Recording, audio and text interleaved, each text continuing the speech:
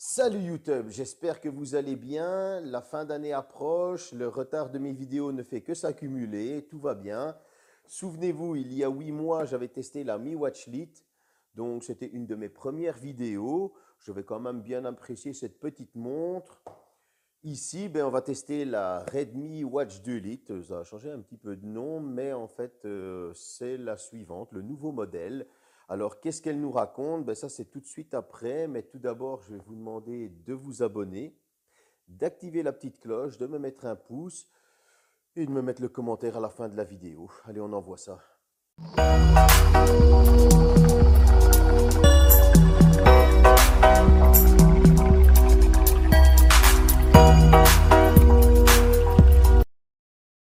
Bon, concernant les specs, ce n'est pas un smartphone, ça va aller assez vite. Elle est proposée en 3 couleurs, bleu, ivoire et noir. Le ivoire correspond à la couleur de l'ancien modèle que j'avais. Elle pèse 35 grammes. C'est un écran TFT et transistor à couche mince de 1,55 pouces avec une résolution de 320 par 360.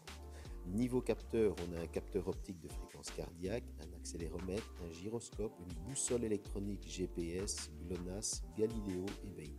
Pour la batterie, c'est une 262 mAh et là je vais vous annoncer l'autonomie tout à l'heure. Elle est compatible Bluetooth 5.0, elle prend en charge Android à partir de la version 6.0 et ultérieure forcément, et elle prend en compte aussi iOS à partir de la version 10.0. Pour l'étanchéité, on est sur du 5 ATM. Concernant les bracelets, comme on peut le voir ici, ils sont d'assez bonne facture, assez solides, c'est du silicone. Malheureusement, ce sont des bracelets dédiés, ça veut dire qu'ils sont vraiment propres à la montre. C'est un peu chiant à les enlever, j'avoue, ma fille y arrive, moi non. Si on remarque bien, la montre a gagné en fluidité. Quand on navigue dans le menu, des petits widgets et des petites icônes, on peut directement voir qu'il y a franchement une nette amélioration au niveau de fluidité. On peut aussi voir que l'écran est plus grand, il est plus agréable à regarder.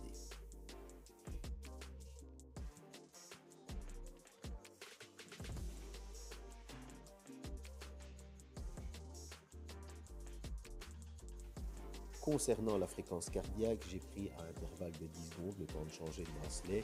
Par rapport à l'ancien modèle, on est à la même prise, donc elle prend exactement les mêmes mesures de fréquence cardiaque. J'ai voulu tester avec un intervalle encore de 10 secondes par rapport à la deuxième, avec un matériel plus pro, et là, il m'a sorti les mêmes pulsations, donc c'est que le capteur de fréquence cardiaque est quand même assez bon. Top. Concernant l'appairage, on va devoir fonctionner avec l'application Xiaomi Wear. Bon, là, je suis sur le smartphone de ma fille parce que c'est ma fille qui l'a installé sur son smartphone. On pourra activer les notifications d'application, les appels entrants. On ne pourra pas répondre parce que pas de micro et pas de haut-parleur, mais on pourra voir qui appelle. On pourra donner des autorisations d'activité en arrière-plan, la météo. On va pouvoir mettre des widgets au nombre de 7 maximum, dont un qu'on ne peut pas changer. Il y a le guide de l'utilisateur, forcément la recherche de mise à jour.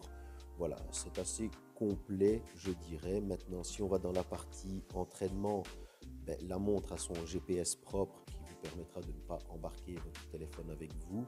Donc, vous aurez un suivi qui est assez correct, j'ai envie de dire. Et si vous allez dans la partie état, là, c'est totalement beaucoup plus complet où vous allez avoir l'historique de vos entraînements, vos données de sommeil, les fréquences cardiaques. Lorsque vous êtes debout, on pourra aussi mettre le niveau de stress, les cycles menstruels pour les dames, l'oxygène sanguin, le VO2 max, etc., etc. Petite chose étrange, j'ai remarqué que l'ancien modèle est plus rapide à s'allumer au lever de poignet.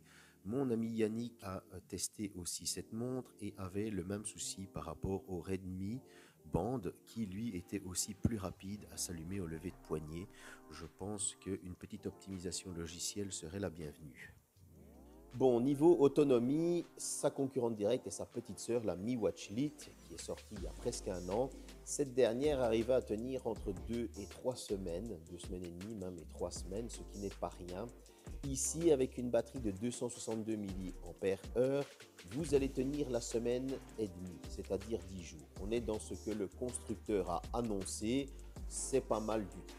Est-ce que je recommande cette montre? Si vous avez l'ancien modèle, par rapport à la Mi Watch Lite, qu'est-ce qu'il y a comme différence? Niveau logiciel, bon, changer les musiques, il y avait déjà, prendre des photos, il y avait déjà, le capteur de fréquence cardiaque, il y avait déjà, et ils sont kiff-kiff tous les deux, comme vous avez pu le voir. Maintenant, vous allez avoir ce GPS en plus, ce qui n'est pas rien, et il est quand même assez précis, ce qui vous permettra de ne pas vous balader avec votre smartphone pendant votre activité sportive, course, etc. C'est un moment de tranquillité, un moment où on se retrouve soi-même. Vous allez avoir ce capteur SPO en plus, qui est utile en cette période de Covid, on dira, mais aussi utile dans le sport. Donc il y a déjà ces petites specs en plus. Niveau logiciel, je dirais qu'il y a besoin d'une optimisation parce que le nouveau modèle a tendance à, au levier du poignet, s'allumer moins vite et a tendance à être plus lent à l'allumage de la montre carrément. Pour la recharge, c'est assez rapide et le nouveau chargeur magnétique est vraiment le bienvenu parce que l'ancien modèle, mon Dieu, c'était pas beau du tout. Ensuite, si maintenant je dois lui trouver un autre petit défaut, c'est que sur un appareil Xiaomi, pas de problème, la montre apparaît dans les menus Bluetooth, mais par contre, sur un Realme ou par exemple sur un Motorola ou Samsung Galaxy S21 Ultra, la montre est connectée, apparaît dans le Xiaomi Wear, mais n'apparaît pas dans la liste des appareils Bluetooth, ce qui peut paraître assez stressant. On se demande si oui ou non on est connecté, donc on regarde la petite icône sur l'écran, on voit les petites flèches qui travaillent.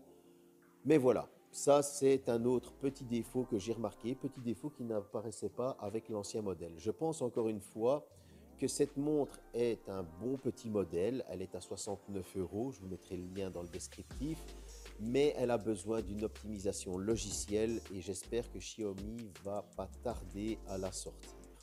J'espère que cette vidéo vous a plu. N'oubliez pas de commenter, comme ça ici on a une petite interactivité entre nous. Si vous voulez un second avis, et je pense que nous sommes dans la même lignée, je vous conseille d'aller voir la vidéo de mon ami Yannick. Comme ça vous verrez deux avis différents. On ne s'est pas concerté pour faire la vidéo, je vous rassure. Si vous ne voyez pas la prochaine vidéo, c'est que vous l'avez ratée ou carrément que je ne l'ai pas sortie parce que j'ai vraiment du retard. Mais en tout cas, je vous souhaite une bonne fête de fin d'année. À bientôt.